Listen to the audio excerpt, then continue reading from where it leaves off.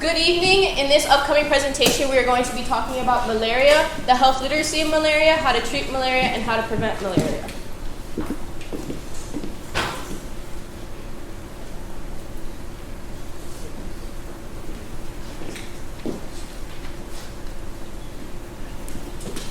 What is malaria? Malaria is a vector-borne infectious disease caused by Plasmodium, and it's spread through a parasite. It is transmitted through the bite of a female mosquito. How is malaria dangerous, and why does it matter? Over 40% of people in the world's population contracts malaria. It can lead to major complications such as anemia. 350 to 500 million people contract malaria worldwide. 350 to 500 million people. Let that number sink in. That's a lot of people. You could know someone that could have malaria. It could be you, your parent, a neighbor, a spouse, a child. It is not a rare disease. It's common and it's very dangerous and should be taken very seriously. And let's put this into perspective of a Nigerian point of view. In 1 year, 51 million people contract malaria. 207,000 people die from malaria, and 97% of Nigerians are at risk for malaria. So here are some of the common symptoms of malaria. The first would be a fever, which is an intermittent fever. So it's a type of fever that comes and goes. The next would be weakness and malaise, which is basically full body weakness and being tired and very lethargic most of the days. Then the next is a loss of appetite, which is like a very common symptom as well, where people just don't want to eat as much as they used to. Next is just like general sickness symptoms, where it's like headache, vomiting, and diarrhea, which come in with most sicknesses like flu and other things. Two more symptoms are also prostrations, which is basically an extreme muscle ache throughout the whole body, extreme weakness. And then there's also a malagia, which is also another type of muscle ache that comes in with malaria. Complications. Cerebral malaria happens when infected blood cells begin to block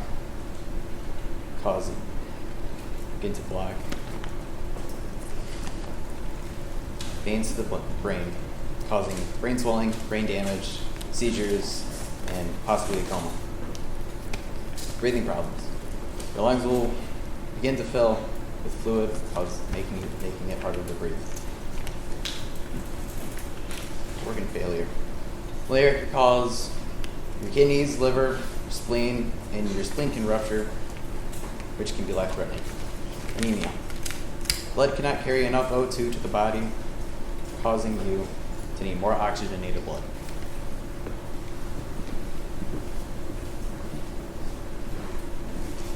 The transmission of malaria can be described in a cycle.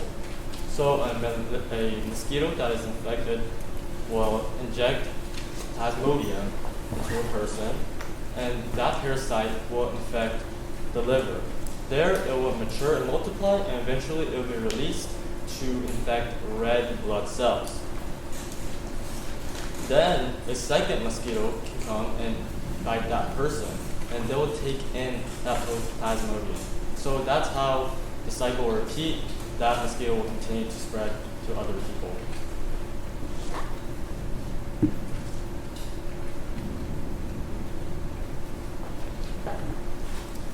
Not only can malaria be transmitted by the bite of a female mosquito, a pregnant woman can pass the disease to her baby.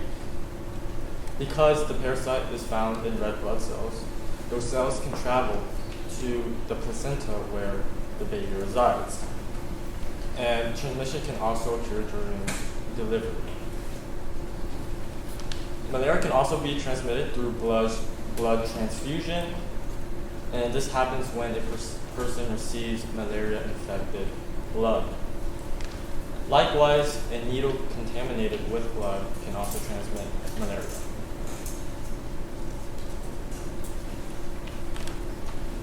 So here is a map of malaria around the world. And as you can see, Africa is disproportionately impacted by malaria, which stresses the importance of proper health education against the disease.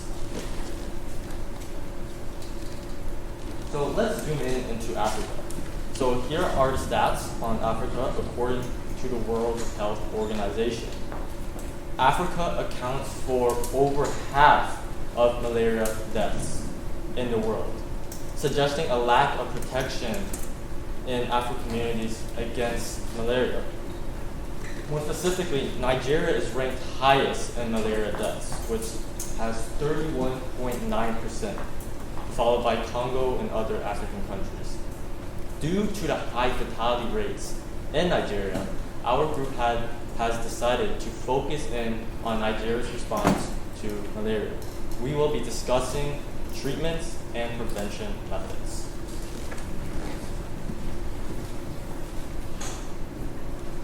Treatment.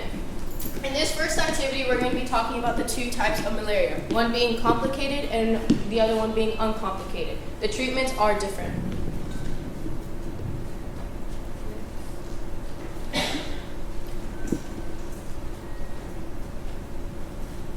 As you see, the medications for uncomplicated malaria is different from complicated malaria. The difference between the two is the severity, because obviously complicated has more severe reactions. How these medications work is that when it is put into the blood, when the medication is put into the patient, it is going to kill the parasites that are in the stages of the development in the liver and also in the red blood cells. Homemade remedies. Oranges are known for having lots of vitamin C and help boost the immune system. Lemongrass is very known in Nigeria, and it is known for being the fever grass, and it's very popular in Nigeria. And the leaves are mostly cut off, boiled, and eaten. Ginger also helps with some symptoms known as inflammation, nausea, and vomiting, and the ginger can also be boiled.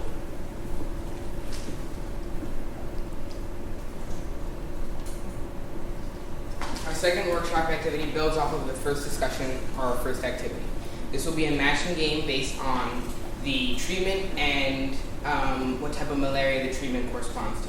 Say you guys were the participants, each of you would be in pairs and get cards and get matching cards.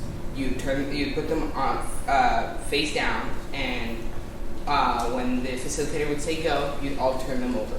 You and your partner would race to get all pairs matched correctly. Once these pairs are matched correctly, you'll get the facilitator's attention, and the facilitator will come over. If all pairs are matched correctly, then you will be declared winner, and your pair will be declared winner. If they are not, all incorrect pairs will be unmatched, and then the game will continue until all pairs are correctly matched. Activity 3 is a debrief in smaller groups. It is where they will talk about what they have learned at the workshop, and also like how they can communicate with others about treatment, and they can ask any questions to their facilitators that they might not have had a chance to ask. Malaria prevention.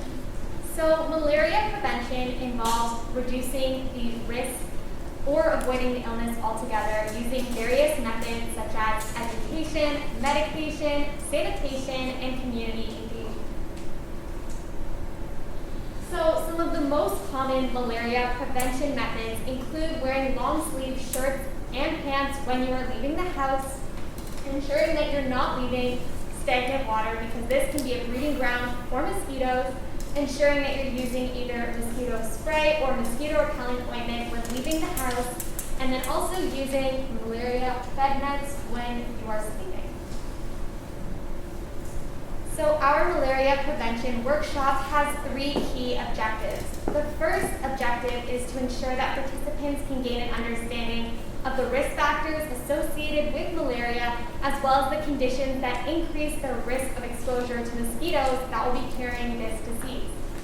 Our second objective is for participants to understand accessible malaria prevention tools and to equip them with the ability to create their own mosquito repelling ointment. Our final objective is to ensure that participants feel confident in their understanding of malaria prevention methods so that they can spread this information to other community members who would benefit, promoting greater community health and well-being. Our first workshop activity includes this Malaria Prevention Guide. This 5-page guide will be given to every participant and is encouraged to be replicated and has these universal symbols and pictures to make this incredibly replicable. On page 2, we have the difference between the female and male mosquitoes. The female mosquitoes are the only mosquitoes that carry the virus, that is, malaria. On page 3, we have a to-do list of what to do and what not to do to encourage them to remember the breeding grounds of malaria. On page 4, we have a checklist for mosquito protection. This is a simple checklist for everyday life so you can remember the steps that you easily need to do to avoid mosquito contact. And on page 5, we have the ingredients list of the homemade repellent ointment. In activity 2, we'll be making a mosquito repellent ointment, which is very easy. It's used with homemade. It's homemade and it's used with materials that you can find in most common households. During this activity, there will be a live demonstrator by the facilitator, and every participant will be able to take a little sample home to try at home.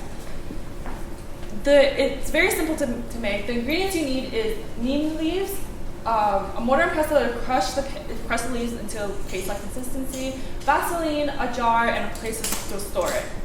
So the first step is to collect the leaves, obviously, and then you could wash and dry all the leaves until all the debris is off. The next step is to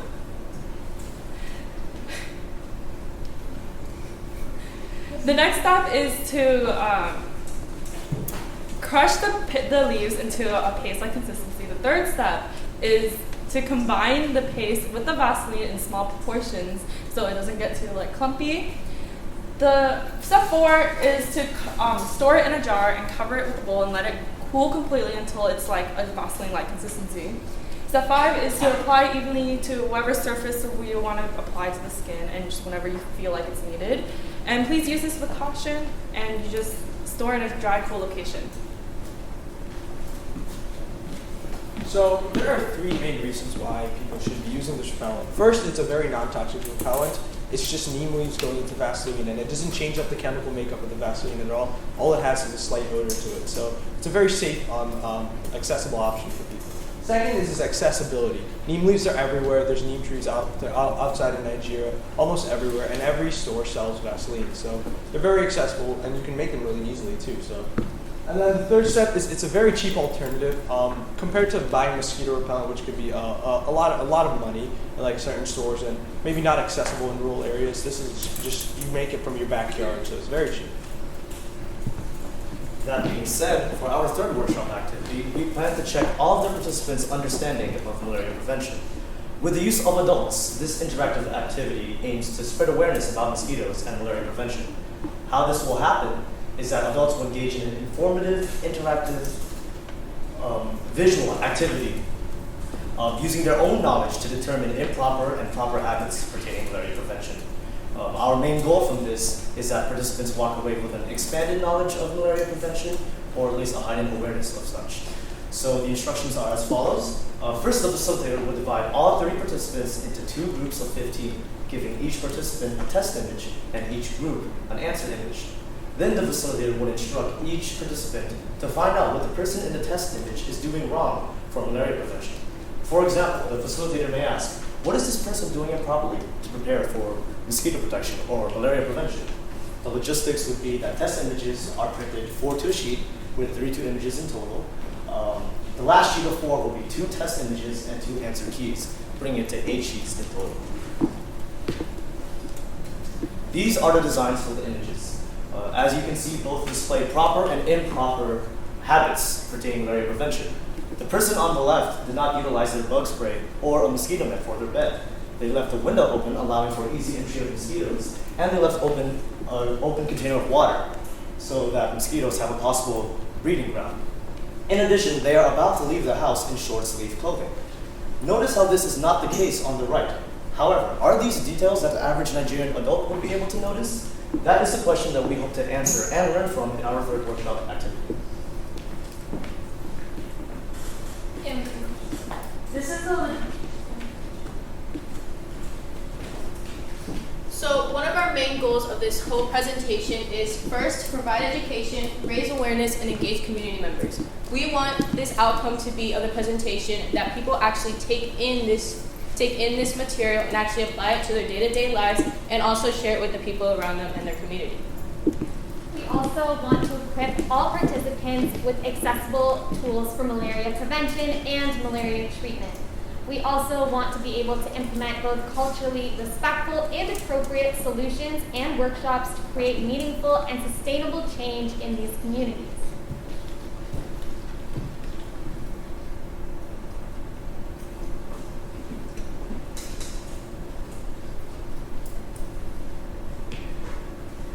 logistics per workshop will be 30 participants and around 30 minutes per workshop. This is the budget we created for prevention, treatment, and both combined costs. For prevention and treatment, each have 30 pre-tests and 30 post-tests. And for prevention, we do have a couple more additives because of our ointment. And then, as you know, knowledge is power. So why waste so much money when we can donate it to the Nagari Clinic so that they can expand and to be able to produce such knowledge for others and for the community. So we just use pencils for everyone and food and drinks. And then that will conclude our presentation on malaria. And just as a visual, these are the treatment and prevention guides. Thank you very much.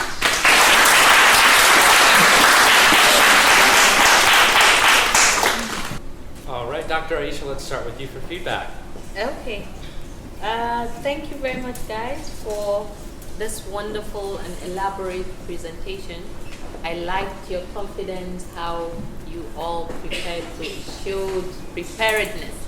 You guys were prepared, you did your homework, you did your research perfectly well.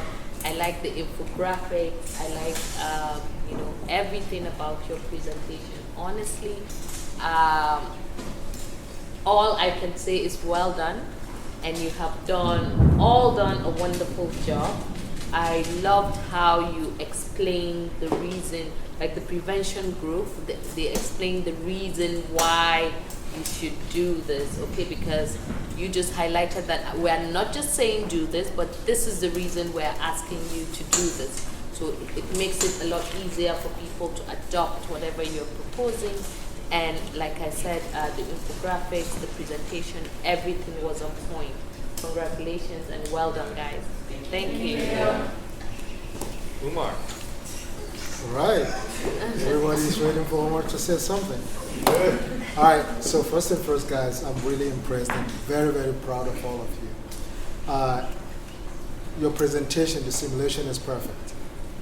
I can't expect more than this. So this is really, really perfect. Use of home remedies, I know we've been discussing about it, but I didn't see it this way. So this is like blows my brain. And I look forward to see that working. I'm serious. Like, it's going to save a lot of people cost, because you don't know how people are spending more money in buying mosquito repellents and then try to kind of like have a way to protect themselves from mosquitoes. So this is really, really an incredible thinking. The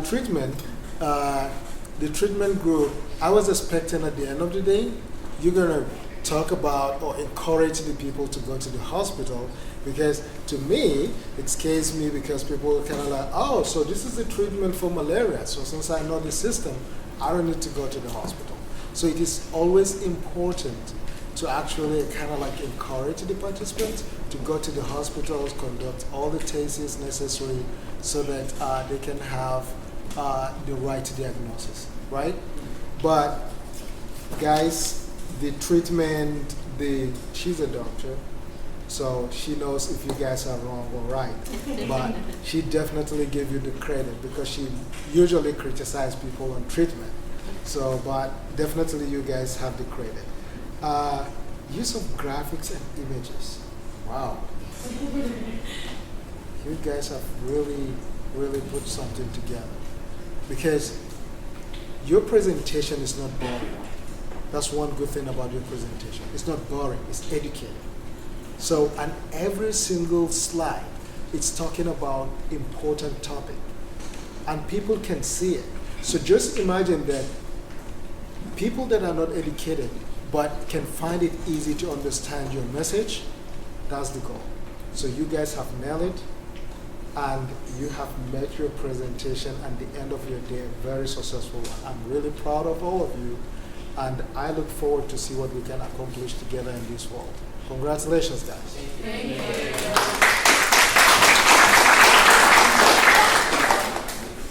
Right off the bat, presentation skills, organization, design of the presentation, all exemplary. Got no notes on that. I was really, really impressed.